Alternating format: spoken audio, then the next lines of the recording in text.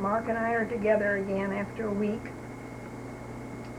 And if I have a problem with this, the way Mark's taping me, is that I don't remember what I said the week before or 2 weeks before that. But I think we had a lapse one time of 2 weeks. So I'm just going to talk. I do remember that we talked some about discipline versus authority. And I didn't make as many points about it as I would like to. When I'm with a group of educators, teachers, that's one of the topics they want to seem to discuss most, in that it's a real problem within our schooling and our children in groups, and within the homes. So I'd like to cite a couple of personal experiences that I've had over the years with my own family and some with groups, certainly some with myself. And there's a wonderful chapter in one of Mary Johnson's books. It discusses discipline, authority, and conformity. It's a little difficult, maybe, to draw a line between authority and conformity, but it's important. But discipline is certainly a long cry from authority. One thing I remember in self-discipline now, of what every human being hopefully will achieve, which means a responsibility to oneself. And in early high school years, many of my classmates were smoking, including the girls. I came home, I remember one day, and said to Mother, excuse me, "Oh, Mark, stop it a minute. Let me go get us something to drink." My throat did. Okay, that was our first interruption. We decided we needed something cold to sip on while we talked. Coming home, and I told Mother, I said, "Mother, I'm going to start smoking." And she said, "Oh, when did you make that decision?" I said, "Well, the girls are smoking and the boys are smoking, and I just don't feel like I'm being popular unless I smoke." She said, "Well, let's talk about it a bit." She said, "I've never smoked either." Now, remember, there were 6 children, and I don't think any of them smoked. Your father doesn't smoke. Grandpa doesn't smoke. Your brothers don't smoke. Of course, the baby was a boy, and he wasn't old enough anyway. But she said, "I'll tell you what, let's do.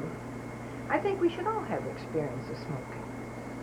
So let's get a package of cigarettes or whatever." And it's probably, we don't need to include Dad in this, so when you come home from school tomorrow, we'll just go on and we'll just have ourselves a smoking party.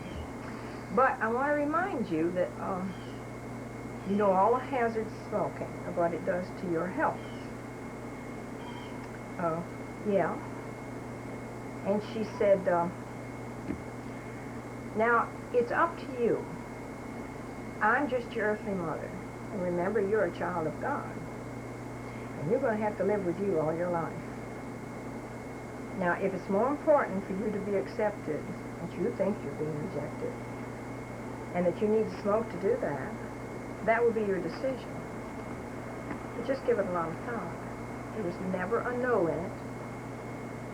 Now, that thought stayed with me, but we got the cigarettes, and we had great fun. Mama with us. We all lit up, and Mother had a big nostrils, and she was quite a clown.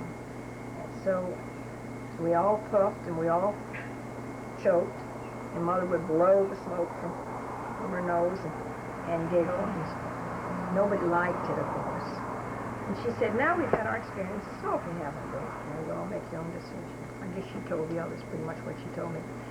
Well, Mark, I think that was probably one of my first real lessons in discipline, what I wanted my life to do, and it was up to me.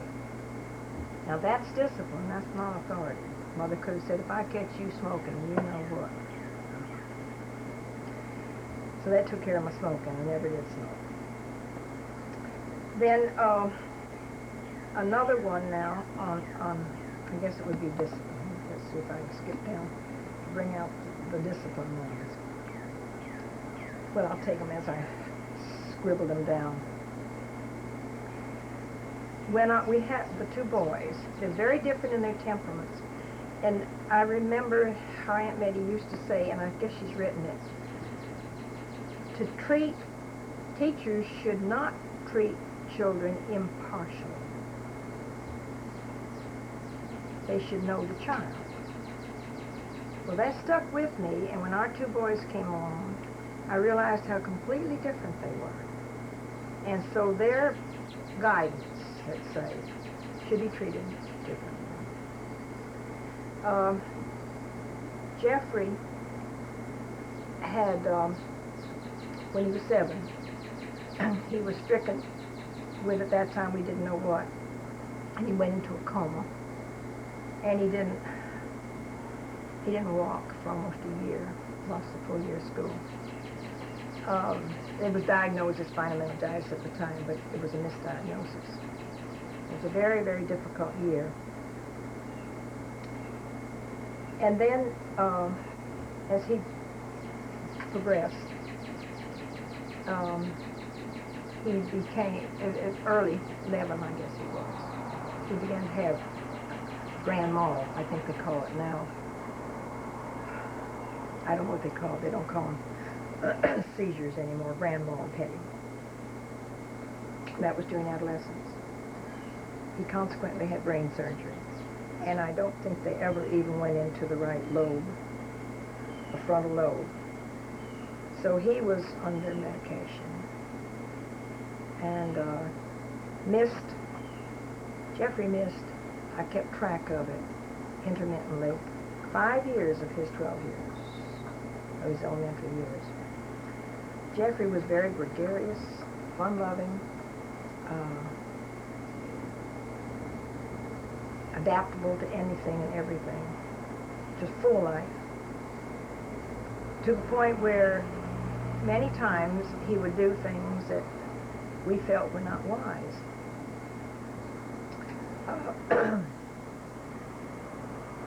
So one day he had done something that we didn't approve of, and I said to him, in a sense it was almost cruel in a way, but I didn't know how to handle it. I said, now Jeffrey, Daddy and I talked about this, and there's not going to be any punishment or denial. The boys were never spanked. We didn't believe. We never believed in any physical use. And I said to him, I don't know whether you're using your illness to excuse yourself, or whether you really can't help these things that you're doing that are not acceptable to us. It's strictly up to you. You have to make the decision. That, he told me later, he said, Mother, that was a wonderful thing to do to me, because I really began to think things through, and realized it was my decision, and that I was in control. So that in itself, I think, was putting it in, never authority, but into self-discipline. Now, then when it came to conformity, finally when Jeff was old enough to drive, and he drove by special permission of the authority around here, and even to Montgomery, he had to have a special permit and something like that. When he got the car, the older boy never sped, and we had no concern about what he might do, but we were a little concerned about how Jeff was going to drive that car. So his daddy sat him down and he said, now Jeffrey, I've talked to I guess at that time we had maybe 2 officers in town, and he was allowed to have this beloved Jeep. And he said, I've talked to the officers, and if you should do anything that doesn't conform to the laws, I want to be told. And I want you to know that 3 strikes and you're out. And if there's the 3rd report on anything out of line, you don't drive for a year. Now that is putting authority into the picture, or conforming to man's laws. So sure enough, there was an offense, and in the evening Ken said, Jeff, I need to talk to you. And Jeff said, Daddy, I know exactly where it happened. and says, okay, son, that's one strike.